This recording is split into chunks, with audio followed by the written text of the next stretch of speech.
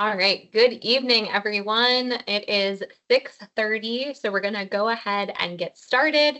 And I'm sure some folks will be rolling in as class gets going here, but just wanted to welcome you all to another month of Cooking with Plants. I'm Kelly Wilson. I am a registered dietitian and certified lifestyle medicine practitioner at Trinity Health in Ann Arbor, Michigan.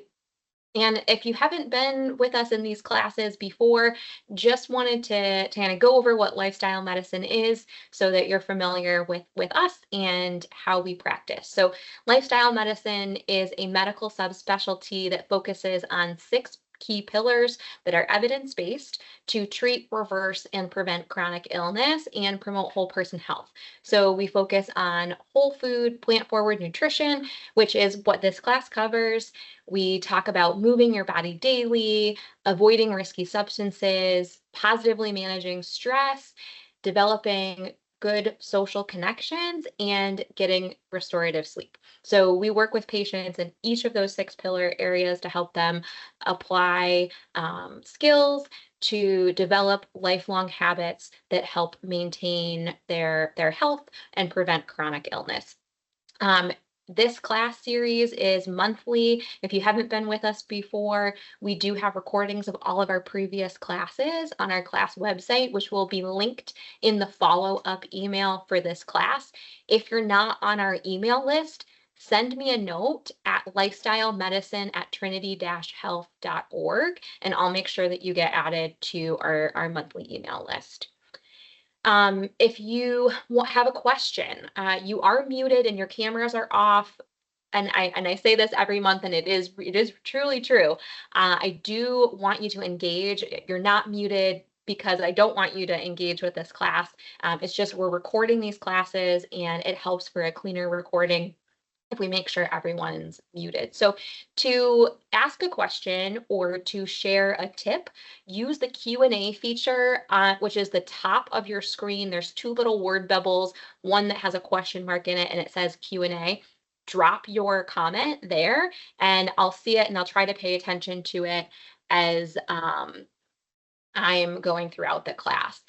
And then if you want closed captioning, if you go up to the three dots at the top of your screen, you click those, it drops down an option for language and speech, and then you can click show live captions, and then you'll see text populating on your screen during the course of our conversation tonight. So with that, let's get started. Today's topic is fermentation. And I'm super excited about this topic, not only because fermented foods are delicious and they're great for you. I think these are foods that sometimes we might feel a little intimidated of when it comes to preparing them ourselves. Some folks have safety concerns about preparing them correctly, or it might feel like kind of a scary step to take. But hopefully by the end of tonight's class, you see that fermenting foods is actually really simple and really easy. And we can do it safely as long as we have a few key ingredients and we keep a handful of tips in mind. So, but what is fermentation? First of all, if you're not familiar with it, fermentation is basically microbes, so things like bacteria and fungus and yeast working on food. A food substrate could be vegetables, it could be a sweet tea. We're going to use both of those tonight, and transforming it both physically and chemically into a different substance that has a slightly different flavor and might even have some additional health benefits. Okay. And fermentation is something that humans have been doing for thousands of years. There's records dating back to 6,000, 4,000 BC, where they have found traces of fermented foods and archaeological sites that date back that far. So humans, we've evolved with this food. We're meant to be eating it. And historically, we fermented foods because it's a really great food preservation tool. And before we had modern canning technology or preservatives to add into our food, fermentation was a great way that we could extend the shelf life of the foods that we were growing or gathering in our travels. So in addition to food preservation, some of the other reasons why we might want to ferment food, flavor. So I personally think a lot of fermented foods taste delicious, and hopefully you'll try some of these foods and come to the same conclusion. But a lot of the fermented foods that we might eat, especially the vegetables, they get a deeper, savory kind of umami. If you were in our flavor class, that's like that deep richness. That flavor profile tends to develop during the fermentation process. So they're like really deeply flavored and got a lot of complexity to them, which can be pretty fun. Another reason why we might want to make fermented foods or consume them is because of their health benefits. So during the fermentation process, some compounds that might interfere with our absorption of certain nutrients, an example is phytates. So phytates, they break down during the fermentation process, which helps enhance our body's ability to absorb things like zinc and iron and calcium. Okay. Also, during that fermentation process, the bacteria that are doing that fermentation work, they produce some really helpful B vitamins and vitamin K. The B vitamins our body needs for energy production and our detoxification pathways. And vitamin K is really important for bone health and blood clotting. The fermentation process also increases short chain fatty acids, which are beneficial compounds that have really strong connections to lowering inflammation, improving cognitive function, and improving our immune health. And there have been studies of people who consistently consume fermented foods having lower rates of diabetes, cardiovascular disease. So lots of health benefits, and we'll touch on a few more of them as we go throughout our recipes tonight. We're gonna do 4 different recipes. But before we do those, I did want to do a quick little show and tell of some of the fermented foods that you can buy in the grocery store. That if you're new to fermented foods and you're not quite ready to jump into making them yourself, things that you might be able to buy at a grocery store near you. Okay, so the first thing on our list here, this is kefir. So this is a probiotic drink.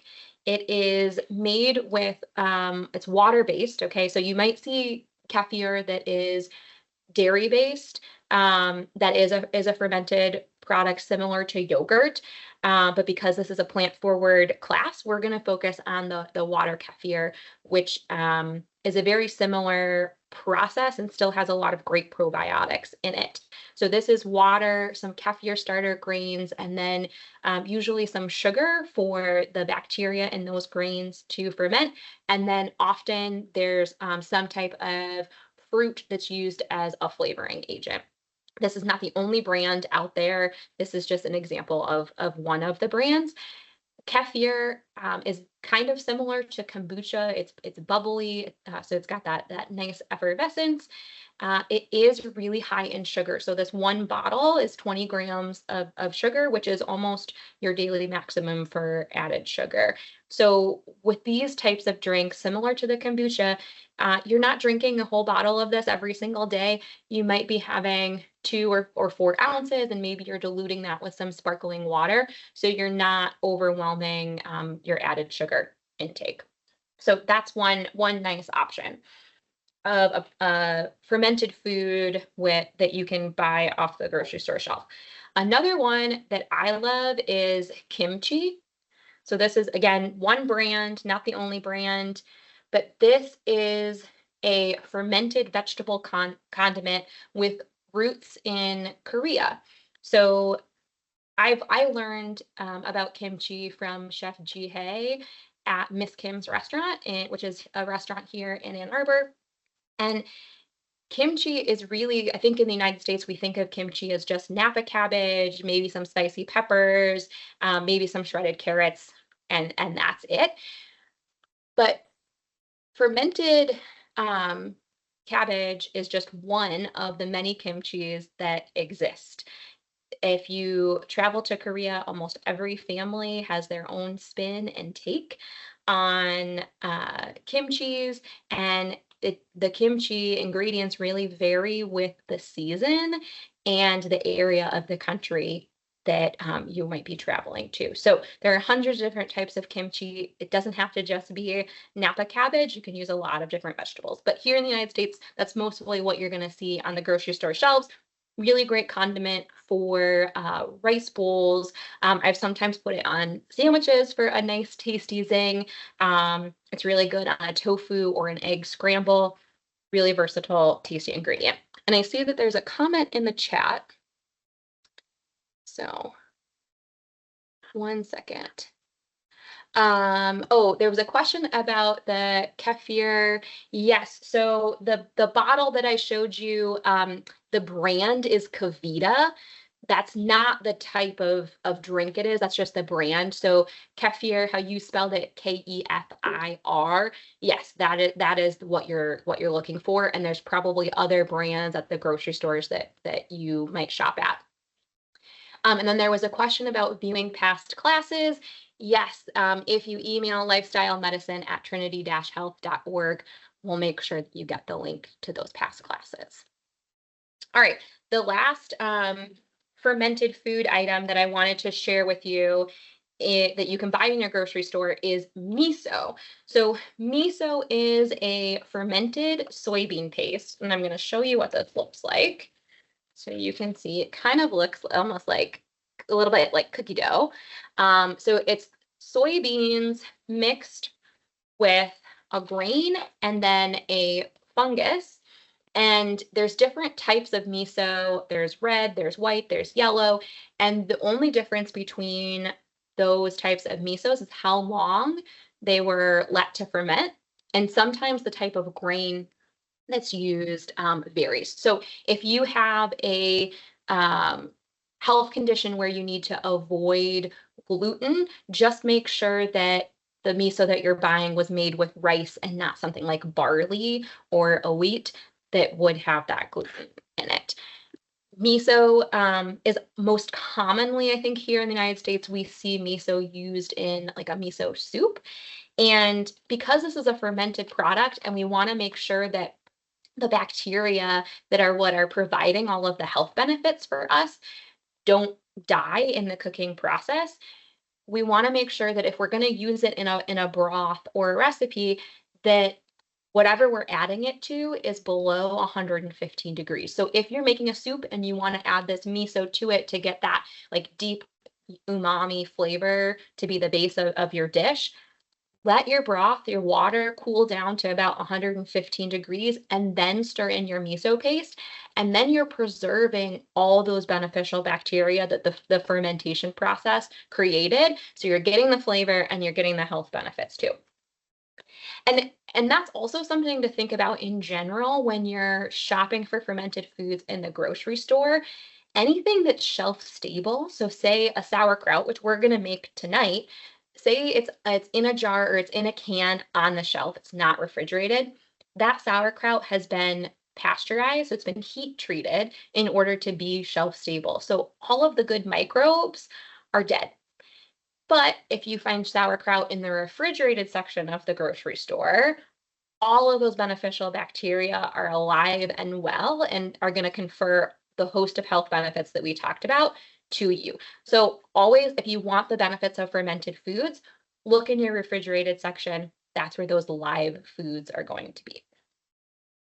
All right, before we get into cooking, I want to go over a few pieces of equipment that are really helpful if you're going to be fermenting things at home. So first and foremost, we've got a handy dandy kitchen scale. This is a really inexpensive kitchen scale. You can get them on Amazon for like $12. They're operated with a couple AA batteries. The reason why we want a scale is when we're fermenting, we want to be careful of our salt to vegetable ratio. And often we're determining our ratios by weight. So a basic kitchen scale can help us in that process of making sure that we're getting the right salt to vegetable ratio. We also want to make sure that we've got the right kinds of containers to ferment our products in. So this is a quart mason jar. Glass is the type of container or ceramic that we want to use for fermentation. Metal, certain kinds of metal can actually decrease the the activity of the bacteria that we want to be working in our ferment. They can actually negate that activity. So glass and ceramic are going to be your best for fermentation. We've got a couple different options for weights. So it's important when we're fermenting that whatever we're fermenting stays below our watery brine, because the bacteria that are doing the fermentation process thrive in anaerobic or environments that lack oxygen. And so any of our vegetable or other thing that we're fermenting that is exposed to the air is going to mold and develop the type of microbes that might spoil our food and aren't necessarily beneficial for our health. So weights, glass or ceramic. You could also sterilize a heavy stone that fits in your jar by boiling it in some water. All of those things are going to help keep your ferment below the brine. This is a glass weight that is made for a wide mouth mason jar. This is a 4-ounce mason jar, also glass, that you can fit inside actually this quart jar, just kind of like this. So if you have some of these lying around, you can definitely use that. The other thing that I really like for fermentation is these I call them like burp lids, but they're silicone. They have this little nipple, and what this allows for is for gas that builds up during the fermentation process. So those bacteria that are doing their work, they're releasing a lot of CO2 during the fermentation process. And if we don't have a way for that to safely escape, a lot of pressure will build up in this jar and it could crack or it could explode. So these basic silicone fermentation tops, again, this one's sized for a quart mason jar. They have this nice little nipple top that you can squeeze. There's a slit, and that helps off gas some of that CO2. And if you forget to pinch and kind of burp your jar, it'll do it naturally. So this is a really easy entry point. Kind of don't have to think about it. Almost foolproof. I see there's a question that just came in. Do you have to put salt in my ferment? We'll talk about that. That's a good question. So hang tight. Another tool that can be helpful, this is a tamper. So this is really helpful for kind of packing the veggie ferment into your jar, and we'll use this in our sauerkraut recipe. You also could use the back of a wooden spoon if you don't have that, or if you have a muddling stick from making cocktails, you could use that as well. Just again, make sure that it's wooden or it's silicone. Metal might negatively interact with your bacteria. Then finally, another tool that you can use for covering the tops of your fermentation jars is cheesecloth. So this you can find in most grocery stores. It's really thinly woven. You would want to put a few layers of this on top of the jar so that it's more opaque like that and not quite as see-through. But that's another fairly affordable. You can wash it and reuse it as well. All right, so that's our equipment. When it comes to recipes, one important thing to note is, again, fermentation. In order to be safe, we want to make sure that the recipes we're using have the right ratio of salt to veggies.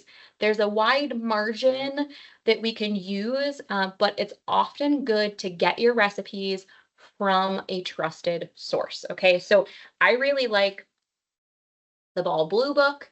This is, if you've ever done any home food preservation, this is a great resource for canning, for making jams, for canning tomato sauces, anything that you would want to can. The Ball Blue Book has highly respected recipes that are safe. They also have a lot of good recipes for fermented foods.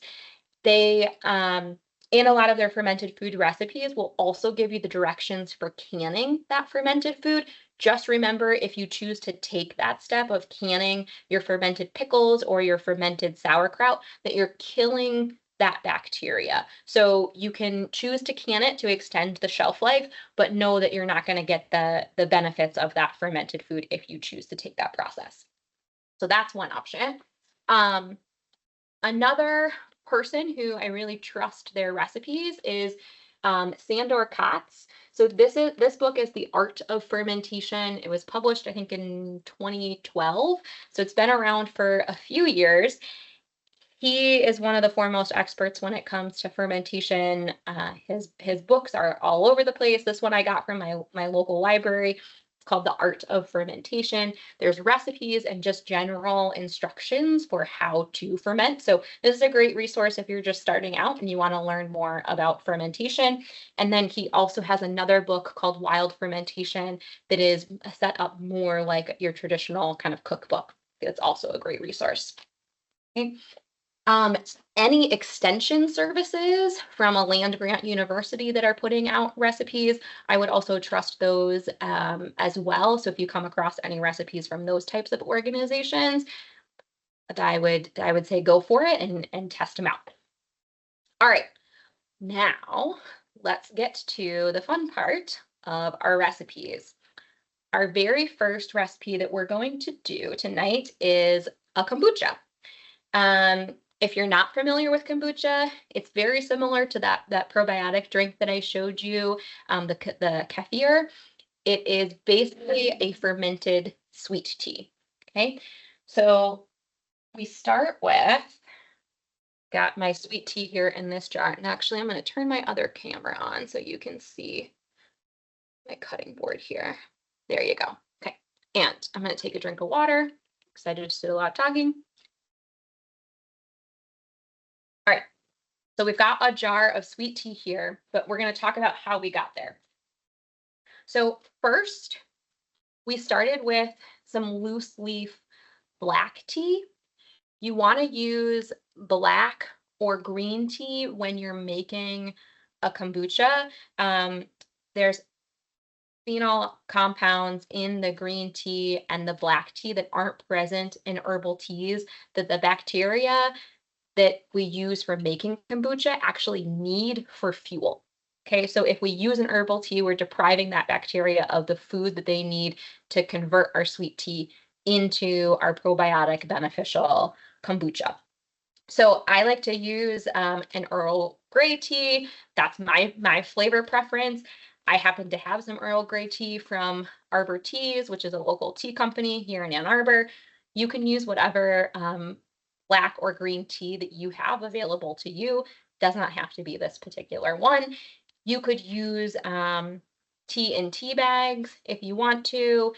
That's how I've always done kombucha, but some people talk about the tea bags being bleached and how that might cause problems with your bacteria. I've never encountered that. So if you don't want to mess with the loose leaf tea, go ahead and use organic green tea or black tea bags. If you have a loose leaf tea, like I do, a handy dandy thing you can do to cut down on having to filter out the tea bag, or excuse me, the tea leaves from your kombucha jar, is to use an unbleached coffee filter. You're going to put 2 tablespoons of your loose leaf tea in the middle of this coffee filter. And then you're going to gather it up in this nice little pretty package and take a piece of kitchen twine. This is just basic cotton unbleached kitchen twine, and we're going to tie it tightly. Okay. And then my nice little package of tea is going to go into 4 cups of boiled water. And we want to make sure that that water is filtered spring water or distilled water. It could be tap water if you have a well. We just want to make sure that there's no fluoride or chlorine, which are common additives in a lot of city water, because the chlorine and the fluoride do what they are designed to do and kill bacteria. And we actually want bacteria to be thriving in this ferment. So we want to make sure that there's no chlorine or fluoride in our ferment here. So use some bottled water or some filtered water here, or tap water if you have a well. 4 cups boiled. You're going to add 3/4 cup of sugar. I like to use an organic cane sugar. Okay. Some folks ask about sugar substitutes, and really, the bacteria need this sugar for fuel. So things like stevia or artificial sweeteners, which I don't recommend you consume in general, are not going to be able to feed the bacteria in the way that we want them to. And things like honey and maple syrup actually have some compounds, and raw honey has other antimicrobial compounds that can interfere with the fermentation process. So just using a basic cane sugar for this application is what you want. So we've got 4 cups of boiled water, our 3/4 cup of sugar, and our 2 tablespoons of loose leaf tea mixed together, soaking. That soaks for 15 minutes. Okay. Then we take our tea bag out. We dump that 4 cups into a glass jar that can handle at least 1 gallon of liquid. Okay, so this I think is like a 3-gallon or 4-gallon jar. So we've got plenty of room. We added that in here, and then you want to add 8 cups of cool water. Doesn't have to be cold, just needs to be like room temperature enough. And again, we want that to be chlorine and fluoride free. And the goal of that is to lower the temperature of this mixture to between 70 and 90 degrees Fahrenheit. So it's not hot enough to kill the bacteria that we're going to be adding to do the fermentation process. And then once you've done that, you get to do the fun part and playing with this kind of jellyfish looking SCOBY. So this is this jellyfish looking thing right here. Oh, right there. There you go. You can see it now. Is a SCOBY. It's an acronym. It stands for Symbiotic Colony of Bacteria and Yeast. These are the good guys that are going to be converting all the sugar that we put in the kombucha into the beneficial bacteria that promote health and well-being, and they're going to make some vitamins in the process. The liquid that you see around that SCOBY is starter kombucha. So I purchased this from a company called Fermentaholics. There are lots of different companies that you can get kombucha starter from, which is basically just unflavored kombucha with that bacteria culture. That Fermentaholics is just one company, many options out there. If you have a friend making kombucha, you can also get this from them as well. So we take our 2 cups of starter liquid and our SCOBY, and we carefully add that into our jar. Okay. And then, oh, can you hand me that cheesecloth back, please? Yeah. And then all we do is cover it. So it's pretty simple. I'm going to use our cheesecloth here, and I forgot my scissors, so normally we would be cutting this, but we are just going to make a nice pretty draping. You just want to make sure that your lid is covered. I've got a rubber band to secure it, so no fruit flies get in there. They've been buzzing around here. Okay. We just make sure that's all tucked around, and then we're good to go, and we put this in a cool place. So we want it to be above 65 degrees, but not too hot. So between like 65 and 85, out of direct sunlight. We let it go for about a week. And then if you want to flavor it, you would put it into glass bottles like this with a flip top that are pressure rated. So that means you know that they're designed for fermentation, and they can withstand the buildup of some CO2 and won't explode on you. You would add your ginger pieces, you would add your fruit juice to this bottle with your kombucha, and then you let this sit out on the counter for 2 or 3 days. Okay. And then you'll get some fizziness, the flavor will infuse, and then you can put this into your fridge. The fermentation process will stop, and you'll have your flavored, delicious kombucha. I see that there's another question. All right, that chat is not. Oh, great question. If you're the question was about the tea bags. If you're using the tea bags, so a tea bag, we're doing about 2 tablespoons. You'd probably want to do 4 to 5 tea bags if you're going to go the tea bag route versus the loose leaf tea. Great question, Carol. All right, our next recipe is a fermented veg. We're going to focus on doing some radishes. This recipe is from the Fiber Fueled cookbook. If you're not familiar with that cookbook, I highly recommend checking it out from your local library or purchasing yourself a copy. There's a lot of really great plant-forward recipes. So we're going to make the rosemary shallot radishes from that cookbook. And so we're going to start with some radishes. These have been topped, and so the leaves have been removed and the stems have been cut off, and they've been washed but not peeled, because the peel is going to add some really fun color to this ferment, and it's introducing some good beneficial bacteria as well. So I like to, when I'm doing this recipe and others like it, use a mandolin, because this recipe calls for 1 pound of radishes. Okay, that's a lot of radishes to chop by hand. You can totally do it, and I will show you how to do that as well. But sometimes a tool like this can be helpful if you're planning to do a lot of slicing, and say you get really into fermentation, a mandolin might be beneficial. So this is a mandolin. It's the Ben Reiner. I think it's like $30 on Amazon now, so not horribly expensive.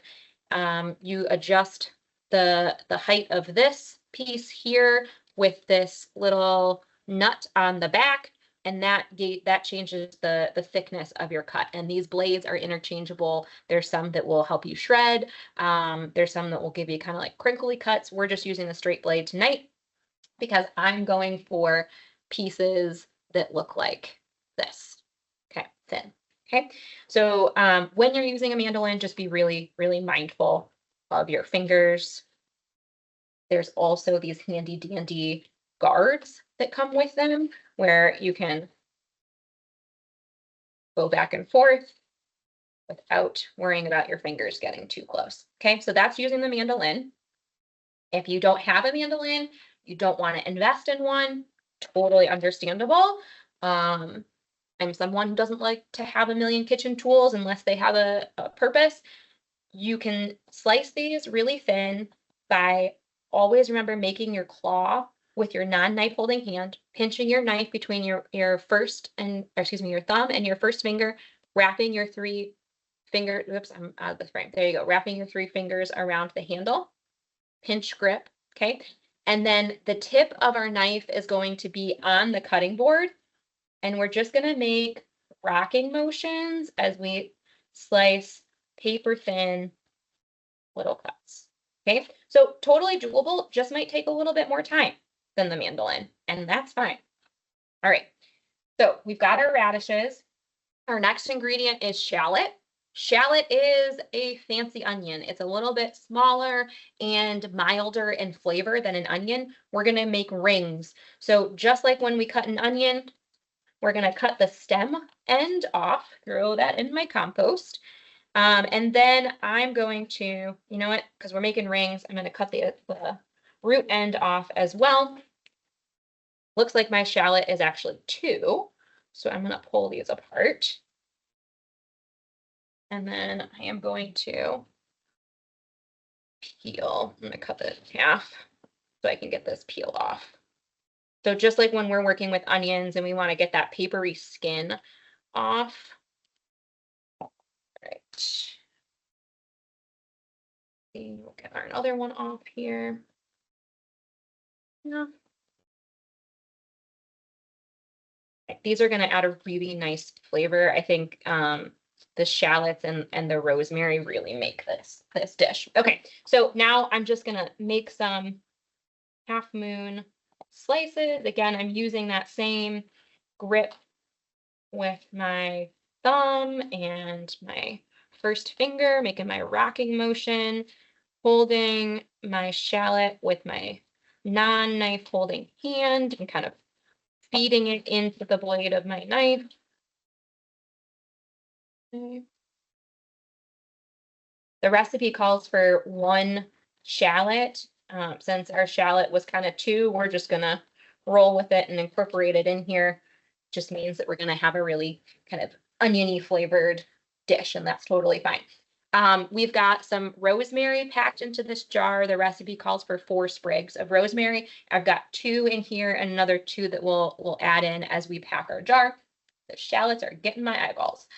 The other thing that we're going to be adding into our jar is a brine solution. So when we're lacto fermenting, which is the process that we're doing right now, vegetables, there's 2 different ways that we can do it. We can make a saltwater brine to pour over the vegetables, and we do that for drier vegetables like carrots, radishes, more like our root veggies.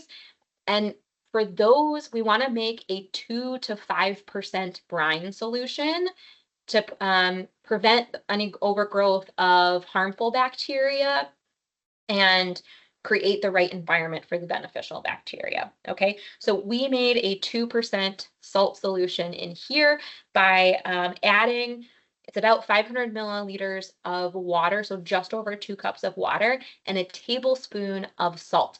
Now, the salt that we're using a kosher salt. You could use a pickling salt. You just want to use a salt that is non-iodized because that iodine will interfere with the lacto fermentation process. It'll harm some of the beneficial bacteria and also give you kind of a metallic-y taste, which I personally don't find super pleasant. So the kosher, pickling, pure sea salt, all of those would work. All right. So we've got our jar with our, I'm going to set that aside for a second. Got our jar with our rosemary. We're going to add in some of our radishes. And again, we have 1 pound of radishes that have been sliced. Okay, I'm going to layer in some of those shallots. Okay, add in some more of the radishes. So radishes are a member of the same family as cabbage and kohlrabi and kale and cauliflower, broccoli, that brassica family. And what's really cool about the brassica family of plants is that they have a lot of sulfur containing compounds that confer a bunch of health benefits to us. And those sulfur containing compounds in the fermentation process are actually enhanced and converted into super powerhouses, like compounds like sulforaphane, for example. So the sulfur containing compounds are the glucosinolates, and those are converted into sulforaphane in the fermentation process, and that sulforaphane is actually preserved in the fermentation process. And sulforaphane is so good because it kind of turns on our body's natural anti-inflammatory and antioxidant, which is the cell protecting defense mechanisms. So it is a really potent tool for promoting health and preventing chronic disease. All right. Let's get this almost all in here. Those isophenolates also during the fermentation process produce compounds, again, like the sulforaphane, that help reduce the activation of carcinogens. So they are helpful at reducing our risk for cancer. I'm going to take a couple of these out because I want to make sure that I've got room for my brine and my weight. Okay. If your hand is small enough to fit in the jar, mine's almost small enough, you can kind of press them down with your hand. Again, this is where a plastic spatula or the back of your wooden spoon could be helpful too. Okay, so now I got that pressed down. Now what I'm going to do is to take my 2% brine solution and just pour that over it. Okay, and if you don't use the full amount, that's totally fine. You're still getting the same percentage of solution. We just want to leave about an inch of headspace because what I want to do is add my glass weight. Okay, and I can already see I added a little too much, which is fine. I'm just going to dump off a little bit of it. Bar over here. Okay, great. So now I'm going to add my weight. And my goal with my weight is just to make sure that all of the, oops, let's see, can you see? There we go, there you go. To make sure that all of the radishes are below the brine, and it looks like they are, okay? Now I put my handy dandy little burp lid on, tighten that down, okay, and then I set this aside and let it ferment for up to a week, okay? And as it ferments, it'll change from clear, like this, to a little bit darker and cloudy. And here, actually, you might, well, yeah, okay, you can see it pretty well there. Yeah. So the one that you see here that it's harder to see through, that's been fermenting for about 5 days. Okay, and you could totally eat it right now if you wanted to. Stick it in your fridge, stop that fermentation process. It'll keep for a couple weeks, excuse me, a couple months, or you could let it continue to ferment if you wanted to develop even more funky flavors. So there you go. There is your radishes, delicious. The recipe that you'll have online also suggests adding some peppercorns. You could use white or you could use black. That adds a nice flavor here as well. All right. Our next recipe is some sauerkraut. So this is one of my favorites to make because it seems really intimidating, but it's really, really easy. And we're making just a really basic sauerkraut tonight that just has 2 ingredients, cabbage and salt. Okay, so we've got 2.2 pounds, which is 1 kilogram or 1,000 grams. Remember, this is where that kitchen scale comes in handy, of cabbage. And we chose to use a mix of both our purple and our green cabbage because it's going to make a really beautiful color in our jar. And I like to eat delicious and pretty food. Okay, and you're getting a lot more beneficial compounds, those anthocyanins that give the deep purple color to the cabbage when you're eating this ferment as well. So to get to this place of our shredded cabbage, I want to show you how we started. So we had a head of cabbage. Okay, we usually want to peel off these kind of loose outer leaves. And you can save these if you want to serve as part of your weight for the top of your jar, okay, to kind of cover your ferment and provide a seal. Since we have the glass weights, I'm not going to do that, but know that that option is available to you if you want it.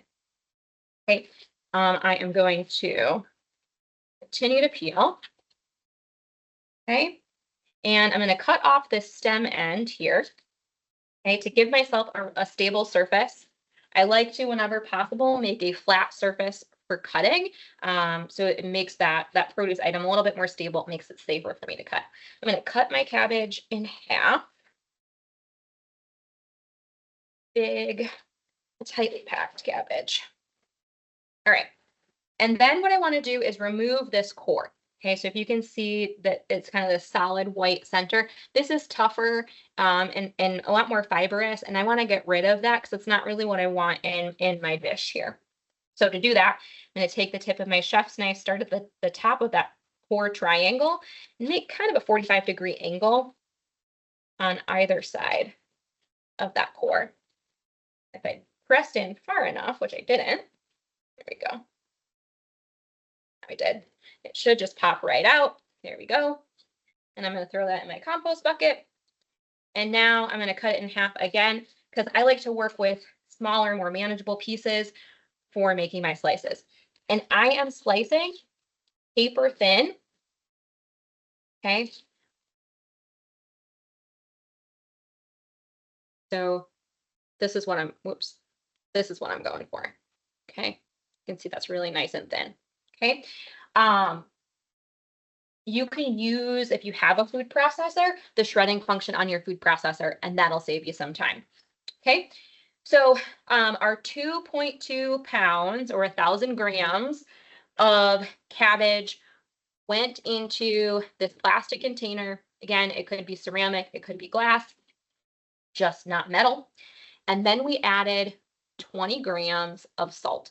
So this is, we just made a brine for our last ferment. This is a like dry brining process that we use for vegetables that have a lot of internal moisture already that we can use the salt to draw out. So we're making brine by soaking this cabbage in that 20 grams of salt. So a 2% solution for 15 minutes. Okay. So we chopped the cabbage, added the salt, mix it together, let it set for 15 minutes. And now what we're going to do is massage it. So I'm going to put on some gloves. Okay. Gloves come in really handy when you're doing fermentation, especially if you're going to make something that has spicy peppers in it. I've made some kimchi in the past where I've chosen to add in some spicy peppers, and I was really grateful that I had gloves so that my hands weren't super spicy. All right. I guess I need to buy bigger gloves so that they go on easier. So thanks for bearing with me as I struggle to get these onto my fingers. All right, so those are on, good enough. And now what we're gonna do is massage this cabbage. So I am short, and so I'm on my tippy toes right now to be able to get in here and massage this cabbage.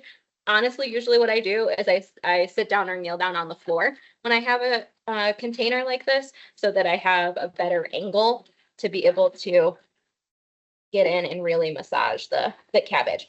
And what we're trying to do is just break down the cell walls of the cabbage and release moisture. So if you can see, we're starting to get, I don't know if you can see, we're starting to get some liquid. Let's see, you can see it, there you go. We're getting a little bit of that purple liquid.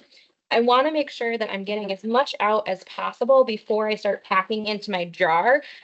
So usually about 5 minutes does the trick. But I'm not gonna make you watch me do this for 5 minutes.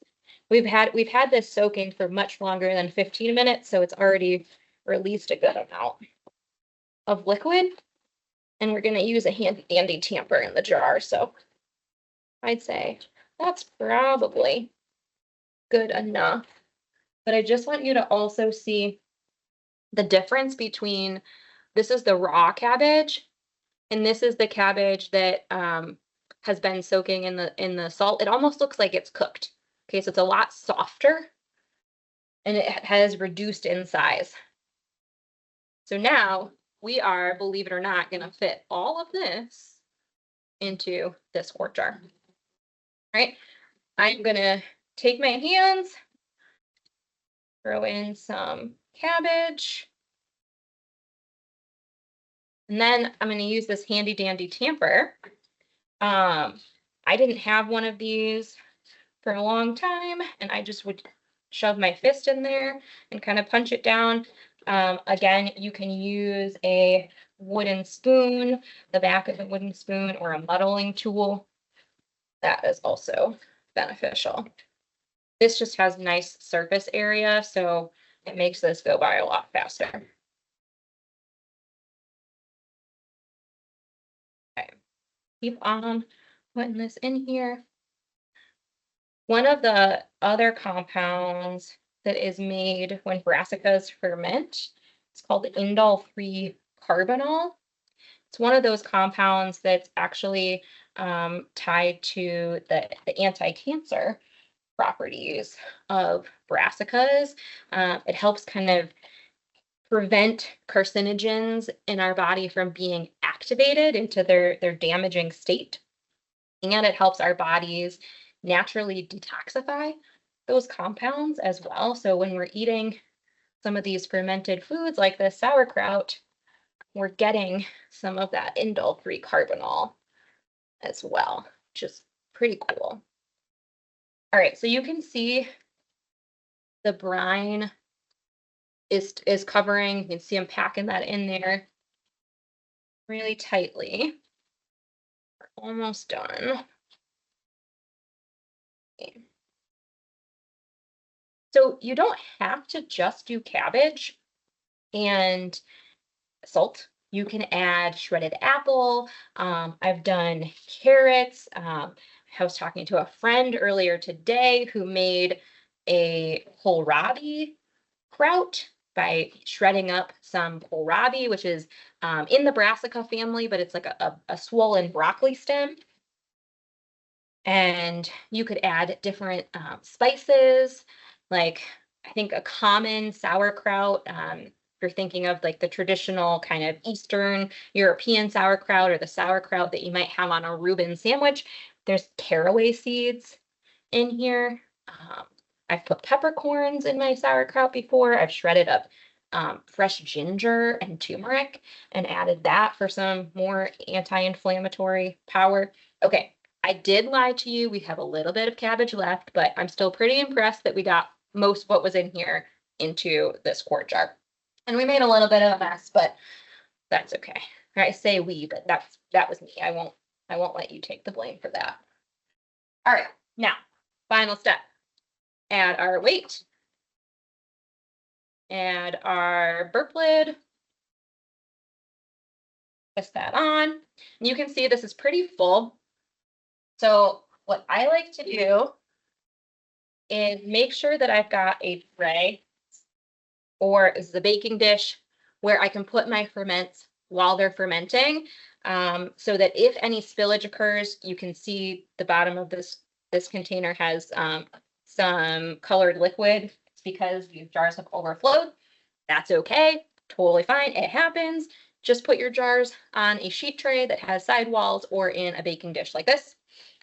This is what that cabbage that we just put in our jar will look like after about a week of fermenting. Here's another view on that, if that's easier to see. Yeah, there we go. So this darker, kind of beautifully purple one is the one that's been fermenting for about a week.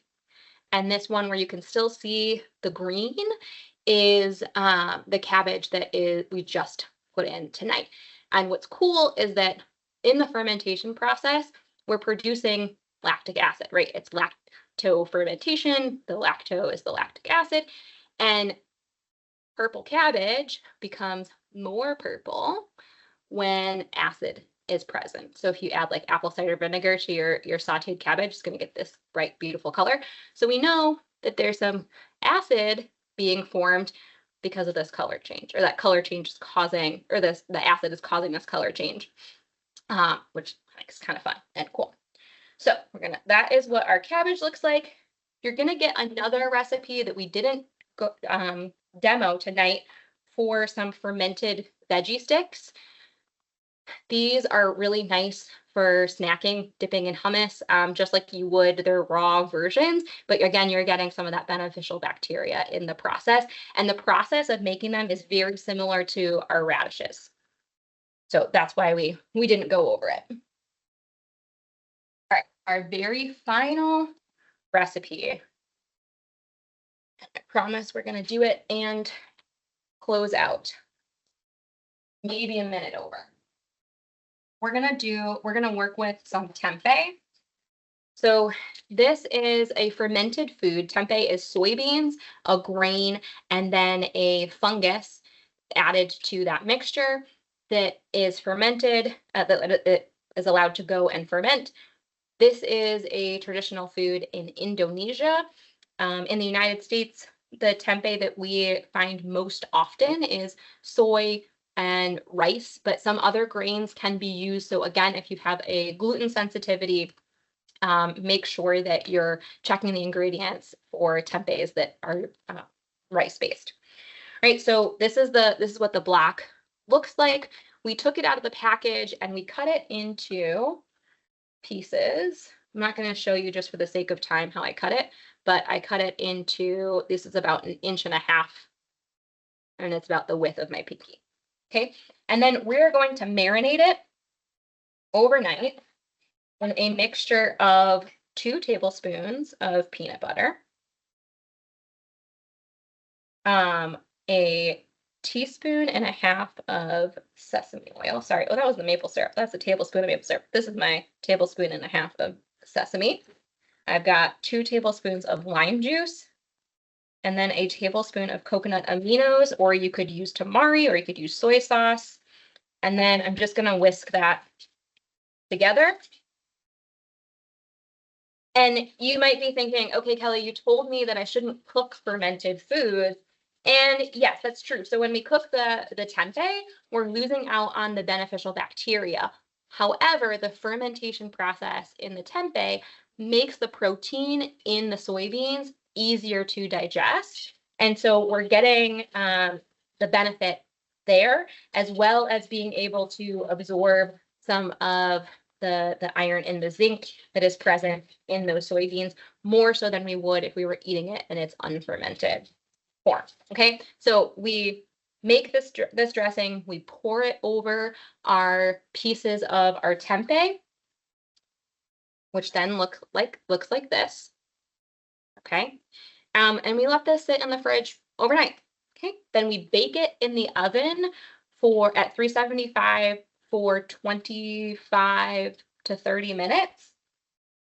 And then it comes out looking like this, which I kind of think it looks like almost like chicken nuggets a little bit, but it's got a really sweet, slightly sweet, savory flavor and really good texture. So if plant-based like soy foods are new to you, I highly encourage you to try tempeh as a starting point, because it's got a kind of quote unquote meaty texture. And I think it stands up to a lot of different cooking applications and is really wonderful marinated. So this is just one example of a way that you can marinate it. You can use this in a wrap, you can put it on a salad, you can top a grain bowl with it, but tempeh is a really wonderful, very versatile fermented food option. All right, we did it. We got through all of our recipes. We have 3 minutes to spare. So I'll just remind you that if you haven't received access to our recipe website, you're not on our list to get our monthly reminder emails about class, please email lifestylemedicine@trinity-health.org, and we'll make sure that you get connected to the appropriate resources. And if you have any questions for tonight's class or in general that we weren't able to address, again, please email lifestylemedicine@trinity-health.org. and I'll make sure that you get an answer. If you're really excited about lifestyle medicine and gut health, we have a really exciting new class that my colleague Emily will be teaching, focused on lifestyle medicine interventions for IBS. So if you or someone that you know and love struggles with irritable bowel syndrome and would like some lifestyle medicine tips on how to manage that, email our email address again, lifestylemedicine@trinity-health.org, and someone from our team can help you get connected to that class resource. And then finally, I would love if you try a fermented food in the grocery store, or you choose to make one of these recipes and it's a new experience for you, or a new take on a food that you've had before, please email me and let me know what you thought. And if you have any suggestions and tips for how to tweak and make the recipe even better, I would really love to hear from you. And with that, I will let you go and enjoy the rest of your evening, but thank you for hanging out with me this month. I look forward to seeing you next month when we talk about fast, easy meals and snacks. And until then, take good care and happy cooking.